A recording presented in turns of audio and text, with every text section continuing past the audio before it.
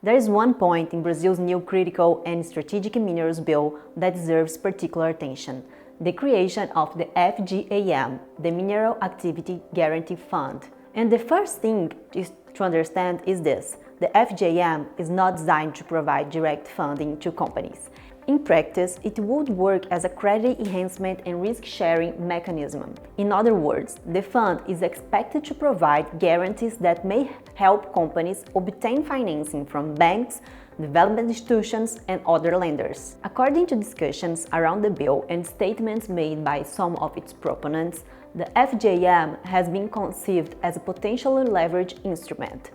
With a capital base that has been mentioned at around 5 billion reais, it could support a much larger volume of credit, possibly close to 10 times that amount.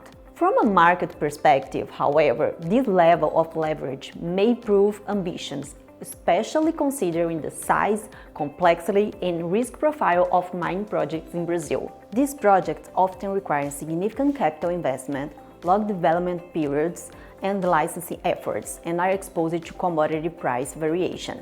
The question then is whether lenders will view these guarantees as sufficiently robust to support large-scale financing.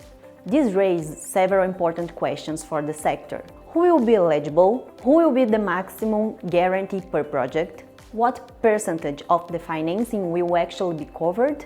Another point that deserves attention is the relationship between contribution and access. Companies operating in the critical and strategic mineral sector may be required to contribute part of their gross operating revenue from activities such as mineral exploration, mining, processing, and mineral transformation in Brazil. But contributing to the FGAM does not necessarily mean automatic access to its guarantees. Access will depend on whether a project is considered relevant and strategic under the new policy. Many of those rules will still depend on future regulation, the fund's bylaws, and decisions made by the Council to be created under the bill. There is also another important point. The official list of critical and strategic minerals has not yet been defined. At this stage, it is still unclear which companies' minerals activities will fall within the scope of these obligations. The bill indicates that the definition of those minerals will be established by regulation,